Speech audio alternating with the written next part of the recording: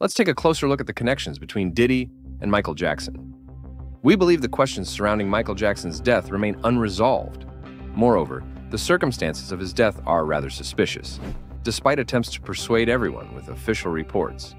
Naturally, in light of recent events, there's widespread discussion about Diddy's potential involvement in Michael Jackson's death, supposedly due to some offense Michael may have caused him, leading to this act of revenge. Welcome to the Top Art Legends. Indeed, there are deaths in which Diddy's involvement seems likely. There are clear coincidences linking Diddy and Michael. Let's examine some of the facts, beginning with the key figure in this story, Faheem Muhammad, who served as Michael Jackson's head of security the night Michael died, and is now the head of security for P. Diddy. So, let's start by examining the strange circumstances surrounding Michael Jackson's death and what really happened. On June 24, 2009, the night before his death, Michael's personal doctor, Murray, gave him medication to help him sleep. However, the pills didn't work, and Murray reportedly decided to administer a propofol injection, according to official accounts. Although Murray himself and his lawyers later claimed he hadn't administered anything.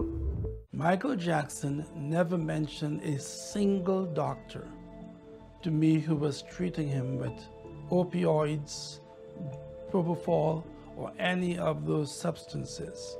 Michael Jackson was a drug addict, and he was a master at manipulation because I was manipulated by Michael. I did not enable him at any time in his addiction. Supposedly, the injection worked, and Murray left Michael to sleep, stepping out to the bathroom.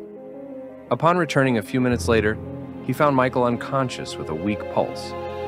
The doctor began performing cardiopulmonary resuscitation for about 10 minutes and administered an anti-overdose sedative.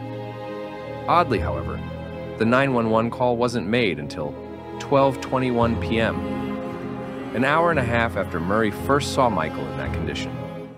It remains unclear why Faheem Muhammad, the head of security, did not call an ambulance immediately, or what they were doing for that hour and a half while Michael Jackson was dying, or more precisely, as officially stated, was being killed. By the time paramedics arrived, it was too late to save him. They attempted resuscitation for 42 more minutes before transporting Michael to UCLA's Reagan Medical Center. Unfortunately, efforts to save him failed, and Michael was declared dead on June 25, 2009. King of Pop has died. Michael Jackson, the pop music and dance innovator, passed away yesterday. Jackson appeared to have suffered from cardiac arrest. Following Michael's death, fans disagreed with the official cause of death and raised various theories about what truly happened. The official version cited a propofol overdose, which was officially classified as a homicide. Were you aware of the propofol, that he was using that to help him sleep? Oh. Yeah. Oh. When you first heard that, what did you think when you first? That was a shocker to me, and it just, that's serious, that's heavy. It's clear that Dr. Murray became the primary suspect, especially after it emerged that he used a non-traditional method of resuscitation. As we mentioned, Faheem was on duty the day Michael died and gave testimony in court during the charges against Dr. Murray, which were rather unusual. He stated, "I was the chief of his security, so my responsibilities ranged from making sure his house was protected, making sure his children were protected, and making sure his day-to-day activities and movement was all safe and planned and mapped out." This statement sounds ironic, given that an ambulance was only called an hour and a half after Michael was found unconscious. Later in court, he described what he saw that day. He noticed that his eyes were open and that his mouth was slightly open. Okay. Muhammad responded yes when asked if it seemed like he was dead. This raises further questions. If he saw Michael in such a critical state, why did it take so long for emergency services to arrive? Although the police launched an investigation, fans continued to believe that something was being concealed.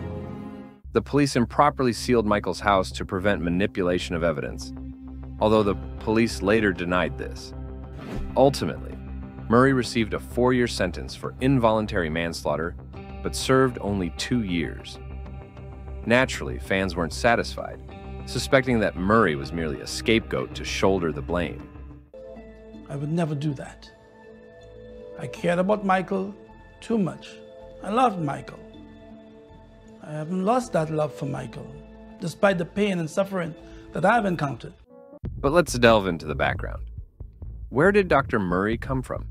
And how did a 21-year-old manage to become Michael Jackson's head of security right after graduating from university? In May 2009, Dr. Murray joined Michael's team through AEG Live, the promoter for Michael's final tour, This Is It. Although AEG Live claimed that Michael personally wanted Dr. Murray as his doctor, it later emerged that AEG had actually hired him, and Michael hadn't even signed an employment contract. His signature was nowhere on record. It's logical to conclude that hiring Murray wasn't Michael's choice. As for Faheem Muhammad, he began working as a bodyguard and driver for Michael Jackson, later becoming head of his security at just 21, right after earning a college degree in business. It's hard to believe that the king of pop would personally choose a 21-year-old with no relevant experience to head his security. After Michael's death, Muhammad went on to work for Diddy, performing similar security duties for the rapper. Curiously, Diddy didn't seem disturbed by hiring someone whose previous client had been killed in his presence.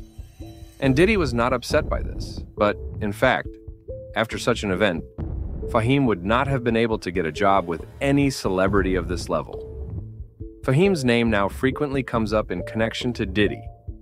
Producer Rodney Jones has shared that Faheem acts as a liaison between law enforcement and Diddy, ensuring the authorities don't interfere and that Diddy can continue his business without obstacles.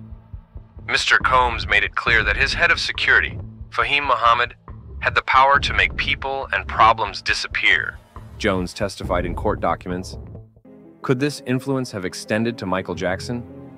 Failing to help a dying man could, indeed, be considered murder, and perhaps the beginning of a lucrative career in certain circles. In 2010, Michael Jackson's family sued AEG, claiming they had negligently hired Dr. Murray. During the trial, Michael's son Prince repeatedly stated that his father was driven to his death and that attempts were made to kill him. Despite this, the court ultimately sided with AEG. Unsurprisingly, during the controversy surrounding Michael Jackson, often referred to as the Neverland scandal, the well-known talk show host Oprah Winfrey didn't support Michael. Instead, she invited 2 accusers onto her show who hadn't even passed a lie detector test. Why, when your mother asked you in 1993, the first trial, why did you do the same thing that Anthony did and so many other people have done? Why did you deny? Yet she was known to attend Diddy's infamous white parties. And as a journalist, she couldn't have been unaware of what happened at these events, which included minors. Even now, she hasn't commented on it, perhaps out of embarrassment. Just a bit of sarcasm here. Continuing on, though the court ruled in favor of AEG, fans disregarded this and remained convinced that someone far more powerful than Dr. Murray was involved in Michael's death. This fan theory gained even more momentum when The Sun published what were allegedly Michael's notes, written 2 weeks before his death. These notes contained statements like, "They want to get rid of me." In another note, he wrote about the pressure he felt from AEG and his ominous feelings about the upcoming tour. Years later, Michael's daughter, Paris, began voicing suspicions about Sony and John Branca, the co-executor of Jackson's estate. Paris liked several tweets accusing Sony and Branca, including one stating, "Shame on those who supported Michael Jackson's killers."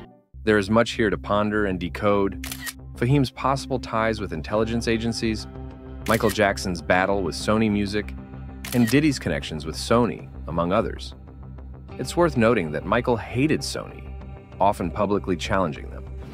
Initially, he purchased half of their music catalog, later left Sony and became a free agent. And Tommy Mottola is a devil. Michael's sister, LaToya, shared that he was aware his ownership of this catalog made him a target and that people were out to get him, making him fearful for his life. Owning a music catalog means that you have full control over where and how songs are distributed, whether they're sold, used as soundtracks, featured in ads, and the terms of each sale. In other words, with no middleman, all the revenue you earn goes directly to you. In the entertainment industry, this is a sweet deal, and especially so, given that Michael Jackson was the king of pop. LaToya's statement on this was, "He knew that everything happening to him was wrong. It disturbed him greatly, and he kept repeating this to me over and over." I knew something terrible would happen at the end, not to mention the fact that Michael constantly told me, "LaToya, if I die, they're going to murder me, they're going to kill me." He would tell me that, Barbara, and that's when Michael passed. Also, Dr. Murray was a scapegoat, but things were much more complex. He named names, told me who to be cautious of. It's clear that Michael knew who, what, and how things were being orchestrated, but it was already at the end. So, how did it all start? In 2020, when Kanye West announced his presidential run, he tweeted, "MJ told you about Tommy before they killed him." He added, "Kim saved my daughter's life in the name of Jesus. It's God's choice only. I will live for my children.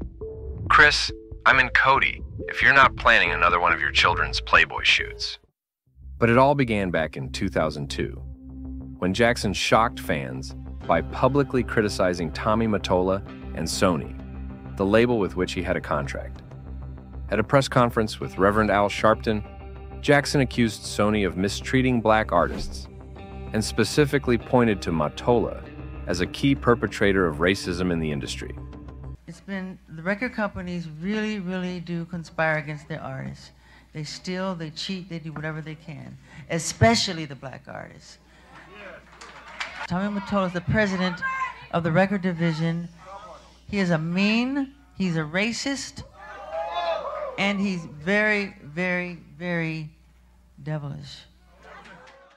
Jackson said at the time, this feud began when Mottola refused to promote Jackson's 2001 album, Invincible, what leading Jackson to publicly label him a racist and the devil.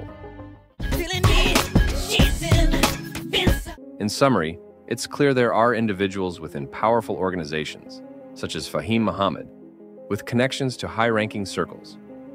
Faheem was a witness to Michael Jackson's death, though the very nature of a bodyguard, being present for 1.5 hours while his client was dying, only to later become Diddy's head of security, raises questions about his role. How does a guard simply witness an incident that took the life of his client? Additionally, witnessing Diddy's underage parties and purportedly resolving issues with law enforcement suggests a kind of untouchable status for some individuals. Thank you for watching this video. If you enjoyed it, please hit the like button, subscribe to our channel, and hit the bell. You can also write a comment in the comment section down below. See you later on the Top Art Legends.